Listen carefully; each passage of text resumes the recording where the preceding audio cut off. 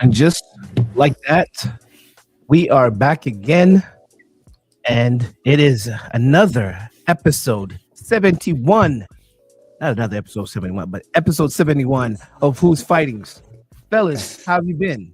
It is, you know, Yo, Whew. I've been pretty good, man. Just grinding it out, grind. we Um, are back again. And but yeah, yeah. Have you been, Kam Gee? Man, been good. Been trying to hold a lot of boxing. Amateur tournament hosted at the gym. So I saw a lot of young, hungry. Uh-oh. But hey, are you hearing any feedback from me, or is all? I can Is hear it, you. ah, There was a little bit at the top. Yeah. yeah, so I think I had multiple browsers open, and one of my browsers was the live that is on Instagram. But hey, we got that fixed. Cam is looks like Cam is still there, and he has maybe there's something in the background that he's fixing. But hey, ladies and gentlemen, I guess we back again, and you know, you said that you had a few things that you were working on. LT, like what's going on this weekend? Man, just busy. Just the life of a athletic director Ooh, and head coach. So yeah, like they actually hosted our league's regional cross country meet at our school. We had middle school and high school playing football games on Friday. So yeah. When you have that type of job, like that job follows you home, planning, assessing, breaking down things, all sorts of good stuff. But hey, I mean, random text messages. right? And the funny thing is they put you on salary, the overtime don't even count. That would be crazy. But hey, at least you gainfully employed though, and There you you go. take care of your stuff. On my end, it's been milestone for me this today because it's actually my birthday. Won't say the age, but Hey, I feel blessed and highly favored to be You in can this you can hit the situation. sound effect for yourself too Oh, now. I can hit my sound effect. Let me hit my sound effect. Hold on. right now, yeah, it's a round of applause.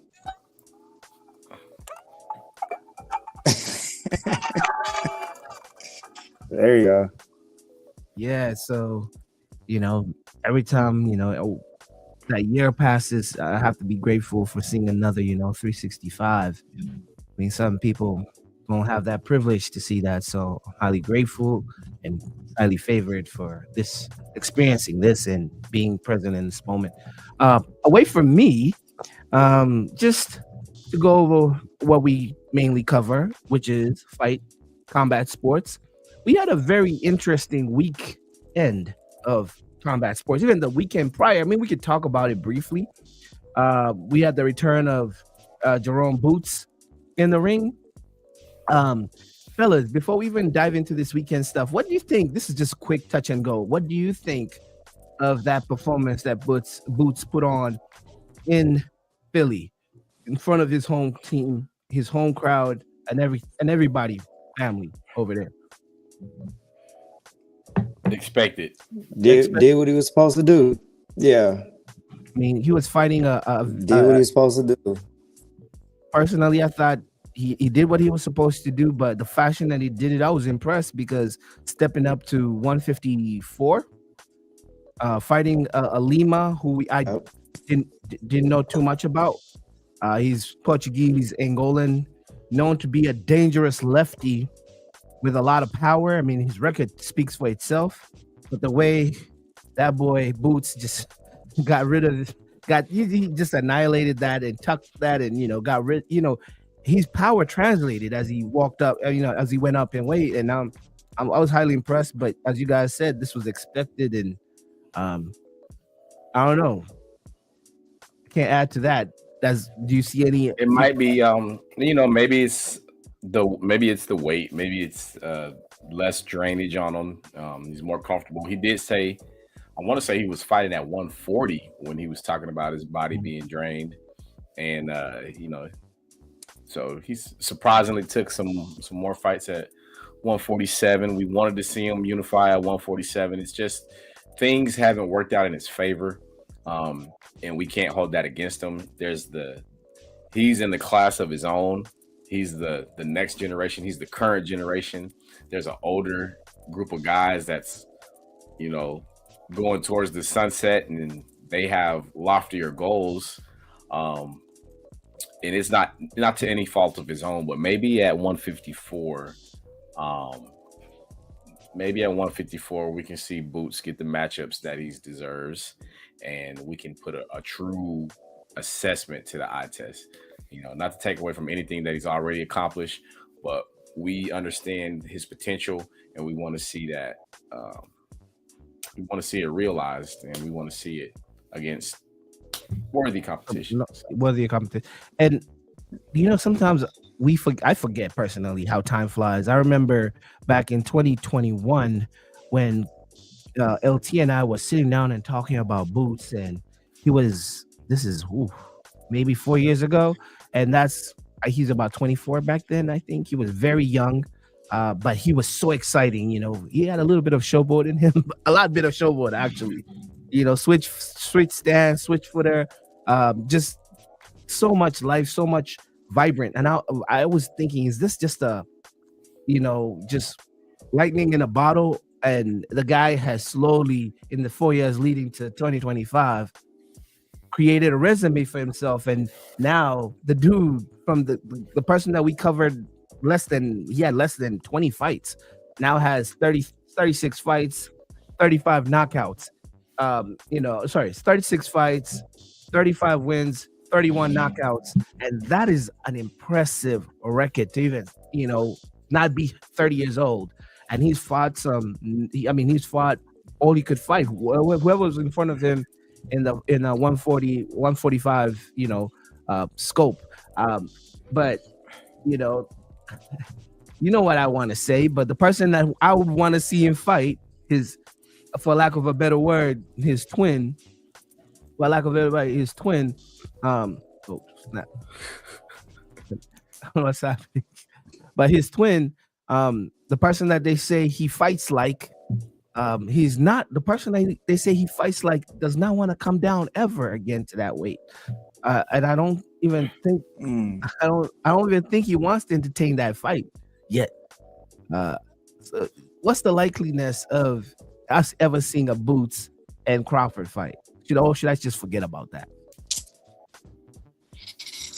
Crawford, he looked way too comfortable at 168, to be completely honest. And he basically can do what he wants to do right now. So I would think it's highly unlikely right now.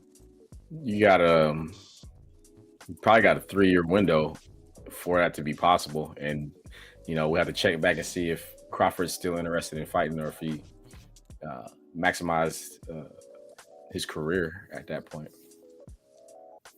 And he's doing his victory lap right now. He was at the Packers and Cardinals game today, playing the drums in a 42-0 jersey. So, he's enjoying his moment right now. So don't he's back in the ring anytime soon. 3 years from now, he might be fighting. Dare I say it? The Jake Pauls, he's just padding the pockets at that point, Yeah, he's doing a please. Please. Do you see a Boots? And this is is this just me shooting in the dark here? After what Donnie Garcia, this is shooting in the dark.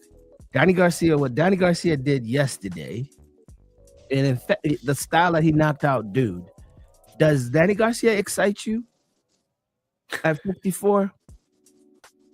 I mean, Donnie Garcia, illustrious, great record. I mean, he's old. He's the same age as Donnie Garcia, is the same age as Crawford. I mean, they fought in the amateurs quite a bit. Or is Donnie Garcia a yesterday fighter? And that's not an exciting fight for Boots. Danny Garcia. Puerto Rican versus Black.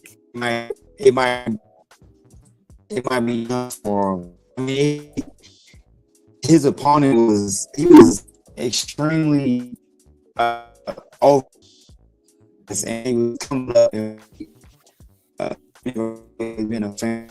I think you're breaking. I couldn't hear you. Is on point, but Yeah, you in the Matrix, Cam. Yeah. oh my God, okay. No, we That's seen all he said.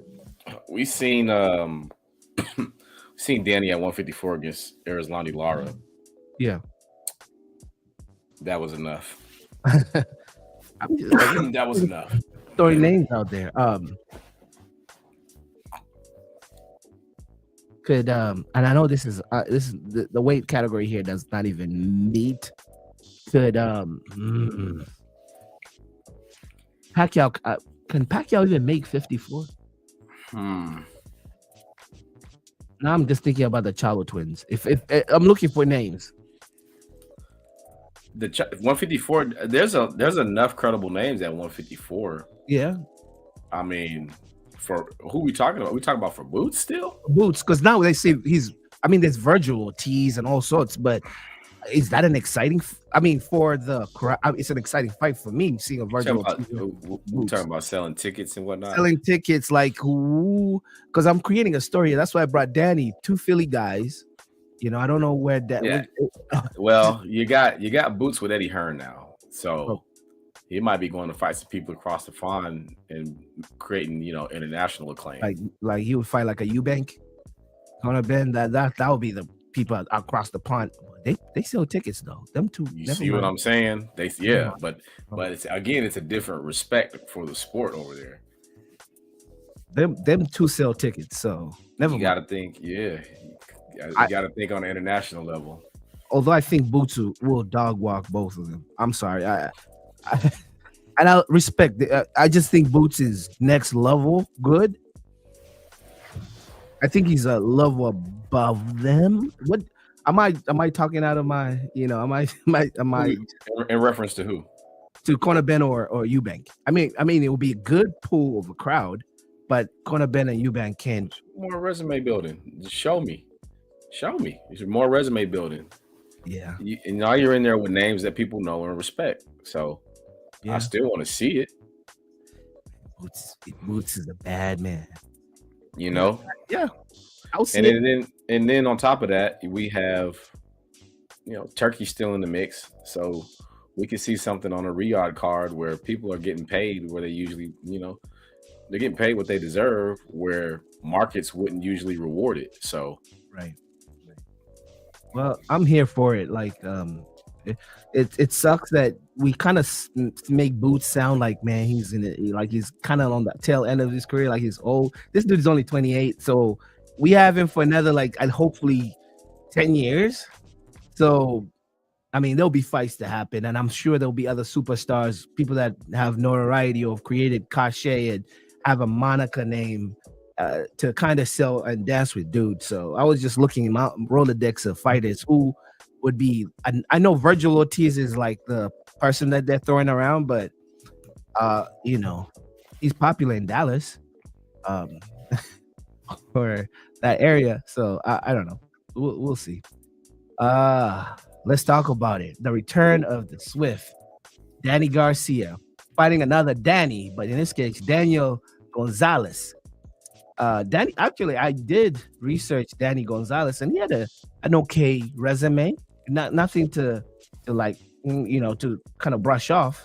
I guess, as most people were saying in the industry, that Danny Garcia is actually retired, and this was to promote his promotion company, and he wanted a marquee fighter to lead it, and he's like, "Hey, short notice, I can't fight a marquee fighter. Well, let me dust these gloves that have been hung up, and let me go be the marquee fighter to promote and be the truck to my trailer, which is the Swift Promotions."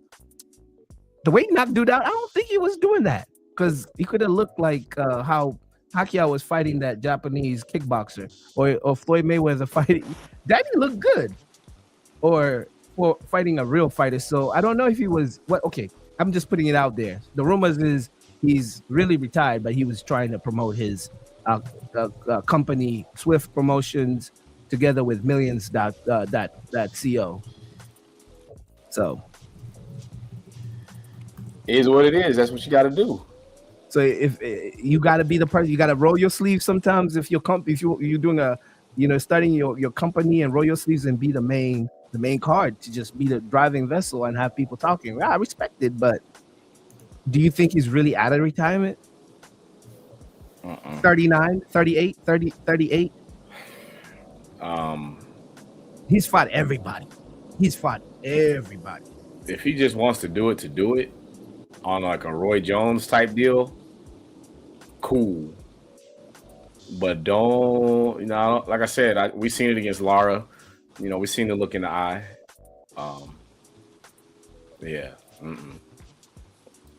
I think he's lost that I really saw took it out of him was that Al Spence loss. And that was the Al Spence that came back from that car accident. And to me, Danny Garcia, is one of the most talented fighters in that generation, the generation of the Spence, Crawford, because all his losses besides the Spence loss are debatable. His loss to Thurman is debatable. His loss to Porter is debatable. But his wins, what he did to Amir Khan, what he's done to he was always the underdog, and he just knocked out people emphatically, and just very powerful fighter. But again, like we said, the guy fought everybody. Like, he has nothing to prove anything. Like, I don't know. Like, his resume is stacked. He's like Sean Porter. They're both stacked. So I kind of may go with the rumors that he's still retired. And this was, yeah. Just please don't become like Paulie Malignaggi's fighting in bare knuckle boxing this weekend. So I seen that. Yeah, just stay retired. Yeah. Not a good look. Let me know if I'm giving feedback too. I'm outside now. All right, you good. I just see a little bit, but yeah, you good. If you could just put your echo noise canceling setting in your audio setting, you'll be good. But yeah, like I watched the fight on the highlight basis, and I saw there's a fighter still in there, but I also saw an opponent that didn't deserve to be in that ring with him. And that fourth round was like, okay, is he really? Because I'm a Swift fan. I'm a fan of Danny Garcia. I'm like, is he really coming back? 38 years old. But hey, if he comes back, or he's promoting his boxing promotion, I respect it. Sometimes CEOs gotta fold their sleeves and get in there. As we move forward, still on the Swift promotion. By the way, he was collaborating with Millions.co. I believe that's a streaming company that was streaming. He was not doing quintessential Netflix or whatever. Yeah. Still in Brooklyn, we have Dominic Crowder versus Fernando Diaz, and they were fighting in the bantamweight division. Still under the Swift's promotion. The outcome to this, as you can see from the running banner over there, Dominic Crowder won this fight by unanimous decision, scoring 190, 98, 92, 100, and 100 to 90. And this was a 10-rounder in the bantamweight division, and it was not for any title, any belt. So I caught a little bit of these highlights. Not too sure about these two fighters, but I'm assuming if I see Brooklyn and I see Danny Garcia, somebody may have to be from Puerto Rico or, somewhere, because Danny is very supportive of his home country and developing fighters from that area. So, okay, moving on the same card. Is it the same card? I'm not sure if this is the same card, but the same day we have Lourdes Yaris versus Jessica Neri Plata. And this is for the WBC Women's Female Lightweight title. Yaris defeated Neri Plata by majority decision, 96-94, 96-94, 95-95, in a 10-rounder to win the WBC light featherweight title. Close That was fight. the title defense. Then let's go to Omar Yaris versus Omar. It's the two Omars. Omar Rosario. This Yaris beat Rosario by unanimous decision, scoring 99-89, 99-89, 97, 91. And this was also a 10-rounder. Moving on, we have Desley Robinson versus Logan Holla. And these are women, middleweight, for the unified for the unified WBO IBF title. Robinson defeated Holla by TKO in the second round to retain her belt. Moving on, we have Ronnie Alvarez versus Bruno Pola. This is in the middleweight division. Alvarez defeated Pola by TKO in the fifth round, and it was the corner that stopped it based on the punishment that Pola was receiving from Alvarez. Now, let's go to the preliminaries, and this is all under MVP promotions, by the way. That's why we were going over the ladies first that headlined this MVP card. But there was some electric preliminaries, and also friend to the show in those preliminaries that trains with our brother here, Kam Gee. But let's talk about the big talk of those preliminaries, or the undercards, however you may call them. We have Sebastian Yorez versus DeMarcus Layton. Ooh. Fellas, did you watch that first round? See, I seen this one as it happened, and holy cow. Yeah. Round of the year. Round of the year. It had everything. They really were going to war, like on some, like you drop, I drop, you drop. Some Hearns Hagler right there. Yo, that, like everybody was talking about this round. Like it won the whole card, and this was a free. I think this was or streamed on YouTube. Not on the Netflix, I believe. Yeah. So that sequence of how these guys were just exchanging them, it's very unpredictable. Well, the thing about it is, there was a knockdown on Juarez, and I believe there were 2-point deductions before Juarez ever knocked Layton down. So we're trying to figure out what the score is in real time. And after the 2 knockdowns from Juarez, I believe the score for that round would have been 7-5. That's crazy, yo. I was watching that. I'm like, and even like simple things, just it's exciting for the fans, but damn, there was not too much defensive angling. Like when you're going to like, it was crazy. How we caught that right hook, or it looked like a crossbar hook. I can't even see. It's in the midst of those combinations. Boom, he got caught. But this was crazy. That was pure madness, but madness that I like, just as a fan of boxing. That was an exciting fixture between Yaris and Layton. Moving on from that, just go through some of the undercards just to show respect. We have Alexis Chaparro, I'm saying that right, versus David Gutierrez. And this is the middleweight division. Chaparro stopped Gutierrez in the 6th round by TKO. Minute 0:25 seconds. Miranda Reyes versus Yolanda Vaga. This is the super lightweight division.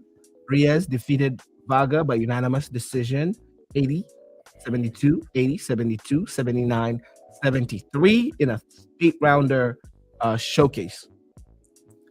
Now, friend of the show, I don't see Kam Gee here, but Kam Gee trains with this fighter. We are talking about the fighter that in the show we address as Chicken. As the people may know, Sharada Metcalf was a fixture in the undercards to this Saturday card. And Sharada Metcalf, the main event of the prelims, exactly. So Sharada was fighting Crystal Rosado. Sharada came in with her record of 15 wins, 5 losses, 1 draw, 2 KOs. And her opponent had 7 wins, 1 loss, 2 KOs. So give you some background. This card was in South Padre. Mm-hmm. And Rosado was actually the protege of Amanda Serrano. Mm-hmm. So, for all intents and purposes, this was really a setup fight. The protege given a step up, a major, a credible name and respectable opponent for a chance to boost the resume. And it's just kind of, for me, it's a little head scratching how, somebody can go from fighting for the undisputed status and then being on the on the prelims. Right. It's a drastic whirlwind right there, but Yeah, so Chicken did win by unanimous decision, scoring 78, 74, 78, 74, 77, 75 over 8 rounds. And I think that was the right decision. But at no point did I think that they would arrive at this decision, just given all the circumstances. But I think the right decision was made. Metcalf looked sharp. I think she won the rounds necessary. She did enough. She did enough to pull that through and more. So congratulations to her. The whole how many degrees of separation? 6 degrees. 6 degrees of separation. Kam Gee works out, trains close to his camp is close to our camp to us covering her in this space. Hopefully those degrees may create a gravitas or a gravitation to her coming to our show so we could talk some boxing. We'd love to have her on the show. We would love to have her on the show. Come be a guest, Chicken. Yeah. Kam Gee, that's a wink. Let's make this work with the degrees of separation. Let's go. Talk about degrees of separation. Friend of the show, S3, had a showdown. I believe this was in the West Coast, Long Beach, California. And S3 was fighting under the DMG boxing promotion under the Knights of Champions 5. This was also a top ranking sponsored event. So we had, is Top Ranking still ESPN? I didn't want to say ESPN. I know it's Top Ranking. So Top Ranking independently, not ESPN. Friend of the show, S3, Samuel M. Arnold III, did what he does best, which is win. He did defeat his opponent, Juan Barrejas. Did I say that right? Barrejas? Is it a Haas or just? Barrejas? Haas. Barrejas in an 8-round fight clash. I did see him knock him down a few times. I didn't watch the fight live. I caught these on like little clips, but he did win his fighter, the fighter that he was fighting in an 8-rounder. So salute to Sam. We need you, S3, back on the show. I know Kam Gee has been working closely with you, getting that strength and conditioning in. It was, and I don't want to speak for Kam, but he was really impressed with your showcasing on the fight day. And hope you come back to the show so we can talk about some more boxing like we usually do. So that's our weekend recap of some of the fight cards that were out there this weekend. A lot more boxing than you would have expected, huh? Right. We even covered undercards this time. That's how deep it is. in this space. So moving on to some boxing news, stuff that we've heard, and this one is it crushes me, man. Yeah. It So always has to be a Keith Thurman card, man. facts. In this case, it's not Keith Thurman's fault, or anyway, it's not Keith Thurman. Exactly. So Fundora is backing out because of a hand injury. Yeah. And so Thurman took to social media to express his frustrations, which is kind of I don't know, it's kind of ironic given the fact that he's been, he has a history of backing out, but he's elaborated in his comments and said that, he's got a doctor for Fundora that can help him make it to fight week. Is basically what he's saying. So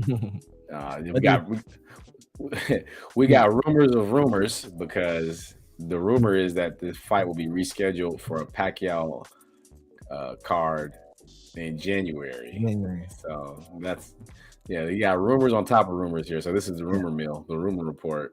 And like, I could understand Thurman's frustration when you're an older fighter. Salute, Kam. Hey, man, we'll hold it down. I know, man. Tech is always nice when it works. When it doesn't work, man, it becomes a headache. Oh yeah, we'll hold it down, my brother. But yeah, like I'm speaking for an older fighter, right? Keith Thurman is not spring chicken. Keith Thurman, and especially for older fighters, you need to have some form of activity.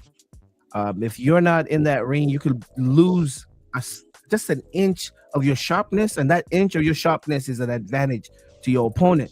So you could spire all you want, but there's a whole third fighter, which is the crowd, which is getting ready for preparing for the fight, disciplining yourself to stay off things that you don't have to, that you don't need to do, like the food and all sorts of things that you have to discipline yourself as you get ready for this fight. So if you're not in war mentally, and you don't have that preparation, and you're just taking these long periods, you lose a bit. So I think he wants to stay active. And yes, when he was getting out of fights for broken hand and having that bike accident and all sorts of stuff, he was younger and he knew, man, I'll bounce back. Now, I mean, look at Danny Garcia, that group, they're like 38, 39, they're not young. They have a short window. Right now, Thurman and Spence's careers are like almost tracking a mirror, Right.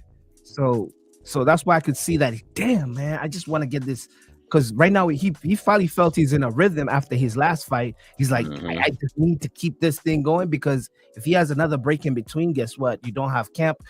Old habits come back. Drink, if I don't know, food. I don't know how disciplined you are off, so.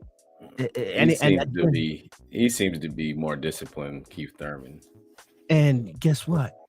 Next year he'll be older if it's happening in January. So in his mind, is like, this thing that we call our body, it gets older. Even if you're not fighting, you're still wearing and tearing this thing up, depending on the miles that you're putting in between. So I don't know if I could see why he frustrated.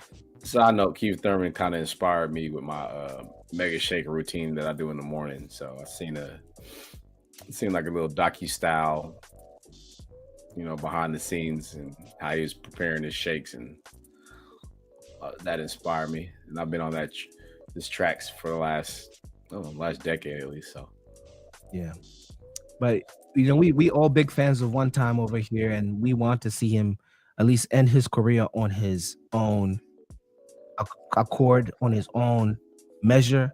One last hurrah. Yeah, so if there's somebody who could step in for Fundora, I wish, man, that Tim Tszyu fight didn't end the way it ended, because Tim Tszyu is always he's an available guy too. He's a very available guy. Not saying Fundora is not available, but man, we want to see Thurman back at least this year. We have a few more months of this year, like 2 more months, but we want to see him at least fight again this year. But that's just me being selfish, I'll say, rather than putting all of us on one boat. Maybe he can fight. Maybe he can have a busy fight with that guy that Boots just knocked out. Same weight class, right? Yeah. Same weight know? class, right? Yeah. But again, with Lima, yeah. No, don't look at it too hard. It's just a joke. Yeah. Moving on to another great talking about Pacquiao here. Segue in the segue. Now this one here is box office in so many ways. One, Pacquiao is just either one of the most fearless people ever or one of the smartest people ever. How he's measuring his opponents. He took a dangerous fighter to get into the waters with. His last time around, we're looking at him like he's crazy. But we all had egg on our face after that fight. We were like, shit. Actually, Pacquiao could have won that, like convincingly. And then this time, there's the most athletic guy in that division is who he's negotiating with. He may not be the smartest, most wittiest, that guy's he's explosive. And we're talking about crowd favorite, Rolly Romero. Listen, he one of my favorites. I don't care. Whether or not the crowd likes him or not, hey. Rolly Romero. I'm team Rolly. I like Rolly. Like you said, we've talked in the past, like he compensates his lack of, I hate to say ring IQ because he's a smart, to be at that level, you have to be, he's a 2-3 division champ. So I can't say he's not smart, but he does he fights, his style is very all gas, no brakes, very explosive. And like Tank said, he has power. Is that what a 42, how old is Pacquiao? 44, 45-year-old wants to fight? A guy in his prime? Athletically?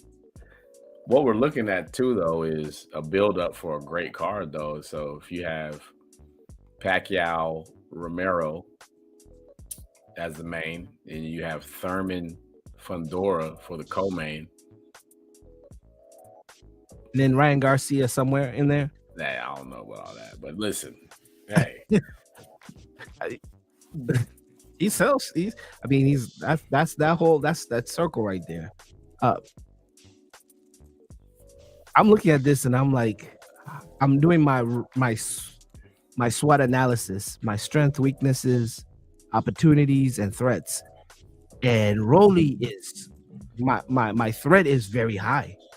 Rolly did show that with a skilled fighter like Ryan Garcia.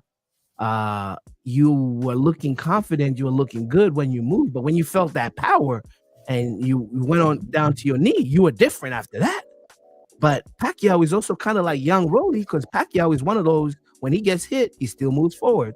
And he didn't show that he's fighting an older fight when he was fighting his last opponent, because Pacquiao still was Pacquiao moving forward. And he was kind of looking amazing fighting in close contact and didn't get hurt. So I don't know. Maybe Pacquiao knows something we know. We don't, of course, with all those years of boxing. He's like, shit, I could dance in the fire. I will not get, that kid does not have enough IQ to touch me. Maybe, but I'm afraid. They say that kid has the power that he has fighting a 46-year-old who has been knocked out really bad before. Scares me. But again, I guess he did his SWOT analysis or his risk analysis, and he didn't look at Rolly as a risk. Nothing is in concrete with the Rolly too, because there's another name being thrown around if you look closer at that.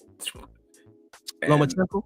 Yeah, I don't. So this one doesn't make as much sense to me because we've never seen. Have we seen Lomachenko above 135? No, but I said that he used to yo-yo in the amateur. That's why most of the Ukrainian fighters, they will fight like ridiculous. Like you heard the Lomachenko fought dude, I forgot who his name, much bigger fighter. We heard Sean Porter fought Usyk. So they yo-yo a lot. But that's young Lomachenko, who's like maybe a 20-year-old, a teenager who can do that. Like, I don't know, a 30-something-year-old Lomachenko doing all that yo-yoing and going up. And plus, he had this whole heartfelt goodbye to the game message that he put on his Instagram saying that he's bowing out. But again, it's the rumor mill, so Yeah. If not, I would want to see. Why not? Why not? Earl Spence. Let's see the fight. Earl Spence versus Pacquiao. Earl Spence, I know, is kind of giving us vibes like he's retired. But the first time I wanted to see it, Earl Spence was hurt. He had to do the surgical thing to his face. Yeah, it was supposed to happen. So why not? That's another opponent. I would watch that one. And I still think there's enough juice in that Earl Spence boxing career that you could squeeze out of. I don't think it's all done. I mean, he lost to arguably the greatest of his generation and Bud, and that's pretty much his only loss. So why not? the inactivity is concerning though right now. Yeah, that's why people are saying that he's really acting like he's really retired, like he's not even showing videos of him sparring or anything or doing any of that work. It's got to be it's business behind the scenes business that we're not privy to. Yeah, He has expressed some frustration. So, and also like I don't want to not respect a person's health. They said that he had to have plastic surgery after that fight, and stuff has not been the same to his face ever since that car wreck. So there's so many things that go into him coming back into that ring, because he had to have surgery or something. I heard that he had to have something done to it. Yeah, after his fight with Bud or something that happened. It's crazy to even hear that. And every time he fights, post that car, something happens to him, like his eye, his this, his that. So if he's like, damn, to fight, I have to go through all this post stuff. Then fighting don't like him. I respect his health before anything. And if he wants to spend time with his kids, I respect that. But the fight fan in me is like, you may have one more. Just one more. We would like to see it. We would definitely like to see it. So one more. But we support it. The good news. Wait, the good news is because of the Fundora cancellation, some of the undercards have been moved to other cards, and the December 6th date in San Antonio is shaping up to be a great card. So at first it was just Pitbull and Roach, because Tank is fighting Jake Paul and unavailable for Lamont Roach. Right. So at first it was just that, and I was like, that's a good fight. I'm interested in going to see that. Then it turned into Pitbull versus Roach, Janabek versus Lara, Foster versus Fulton, and I was like, I can't pass this up now. Like it's a can't miss. So yeah, that's a stacked lineup of great fights. So yeah. With great implications too. So I just want to say that's what comes of that, and we'll talk more about that as the time comes. And following that weekend, we'll have some non-copyright footage. There you go. There you go.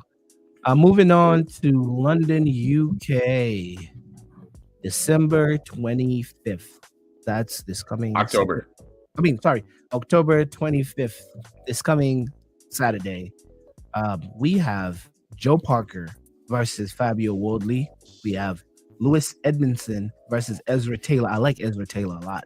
We have Danny Quartermain versus Rayton Bernie Smith. I'm saying that right? Yeah. This, out of the fights, I know a few fighters here. This is action-packed. Let's talk about the main names here that capture our attention in the heavyweight division here. We're talking about Joe Parker, former world champion, versus Fabio Wardley. What's your expectation for this one? I just want to, just start off by saying that Joseph Parker is probably the most deserving fighter in title contention, right? He's the most out of all of the divisions, I think, anywhere. I think that Joseph Parker is probably the most deserving fighter for a title shot. I think he should be fighting Usyk. Um, with that said, Fabio Wardley is an entertaining, respectable opponent, dangerous opponent. Dangerous.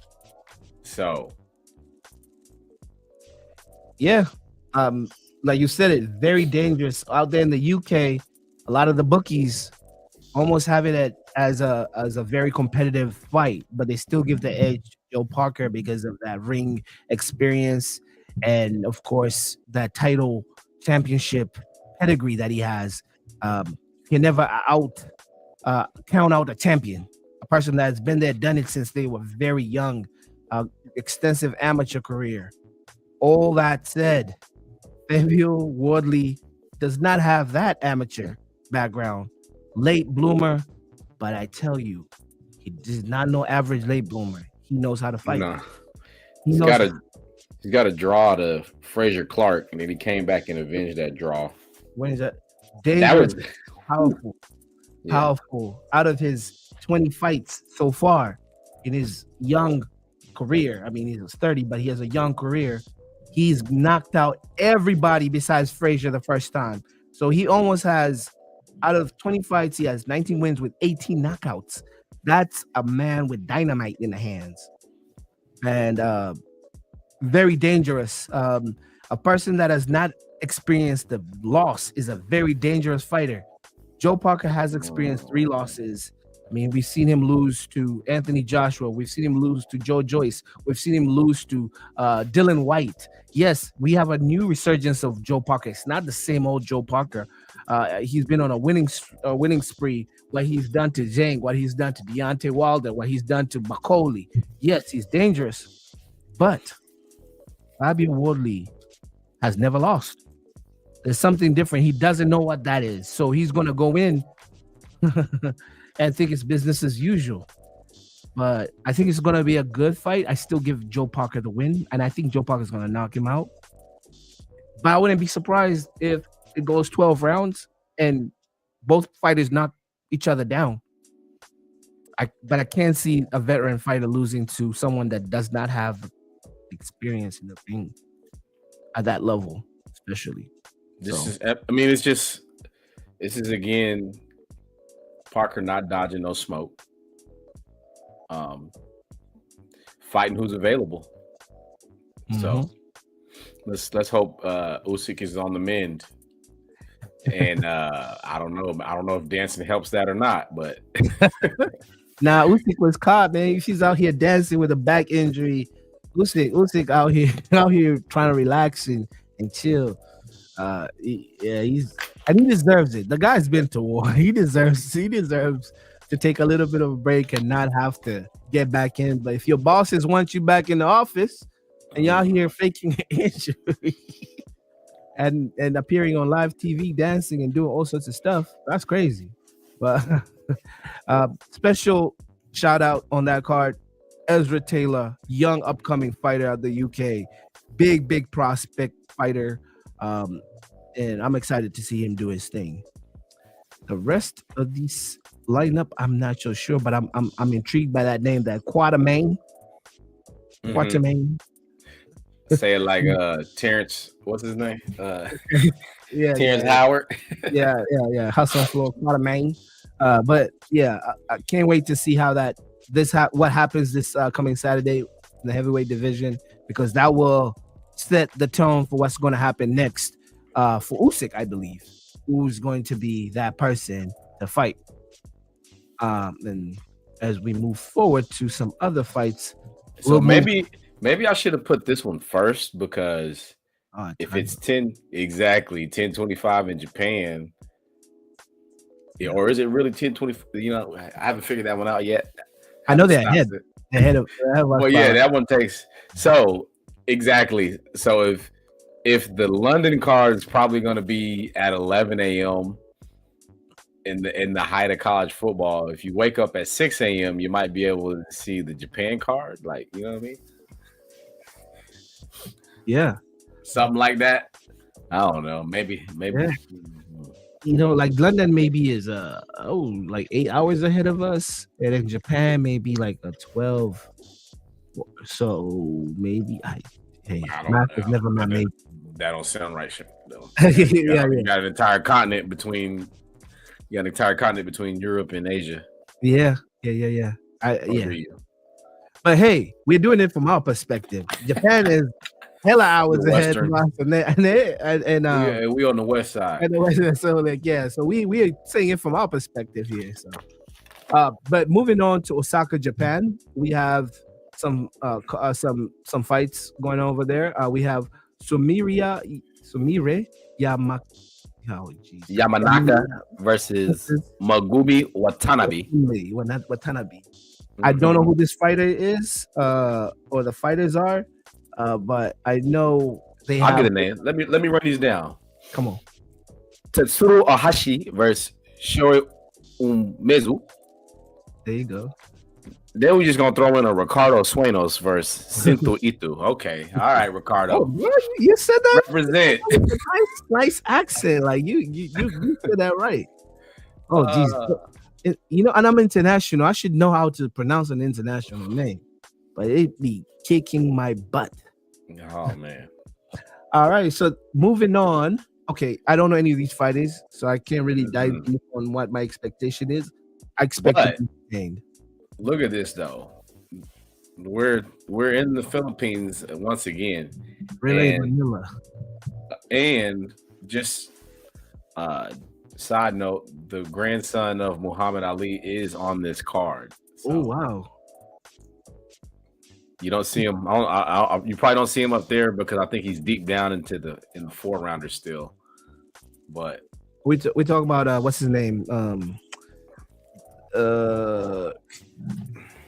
Muhammad something. I forgot his name. Jeez. I know he has cornrows. Nico Walsh. Yep. Nico Walsh. So. Yeah. Like he's actually a decent fighter. Like he's not just riding off legacy. But he's a decent fighter. He's got some tools and he's working with some things, and I believe he's with Top Rank still. So I know he used to work with. He used to work with Bomac and Terrence a lot. So cool. So this is in Manila. Oh geez, these names. We have Melvin Jerusalem versus Yakahalwa Kuse. Carl Martin versus Aren Depan. Evan. Oh geez, you gotta help me out here. Evan Magramo versus Merlin Robles. We have Marlon Tapalis versus Nadir Balonch. Then we have Yumer Felix. Marcio. That's a 10-rounder. So yeah, now I stopped at the 10-rounder. Yeah. So his opponent must have pulled out. You don't just have a random 10-round fight. But shout out to all those guys in the Manila. Hey, that's you see that's a midweek card on the 29th. So that's 10 days from this recording. And then we cap it off with on the 30th. Oh, Canada.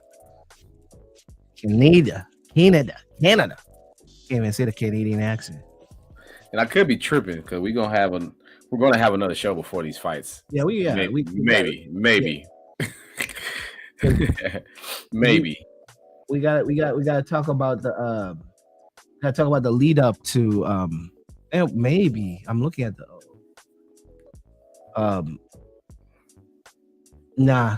because we have to talk about post Joe Parker, so we can talk about the fights happening on the 30th. Because I was thinking about the fights happening also on November 1st. That's Joshua Batshuayi versus Buetsy versus Zach Parker. That's a big card. We have Lippin versus Jones. There's a lineup happening November 1st, so maybe we should not, dive into that right now because Well, we we got just, time to cover that. I don't know. Maybe not. We'll see. We'll see what happens. But just showing some love. But Mary, everything, these are things on the horizon. So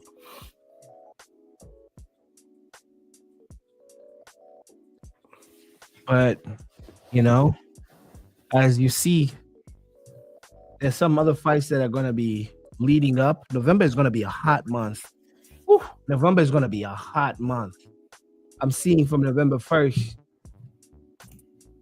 to November 22nd. It's going to be action packed. I mean, we have the Jake Pauls, we have the Yachty versus. I mean, Benavidez Yachty. Yeah, it's going to be popping. It's going to be a hot November as we conclude the October fight calendar. But you know, I think that's what we have on the docket today. We didn't really cover any UFC, which is okay. But likely there'll be some more UFC coverage in the future. But to just sum it up today, it's been another great episode of Who's Fighting. oh yeah. I would say Kam Gee LT, but we don't have Kam Gee here. LT. Hey, before we go, I'm gonna throw this one in here real quick. Tom Aspinall versus Cyril Gahn. So there's something to look forward to on the 25th. Yeah. It's an early card though. It says 1 p.m. So Yep, and that's the heavyweight. That's heavyweight UFC champions in the heavyweight in the UFC. But as I rewind, LT, Kam Gee in spirit, fellas, who's fighting? who's fighting?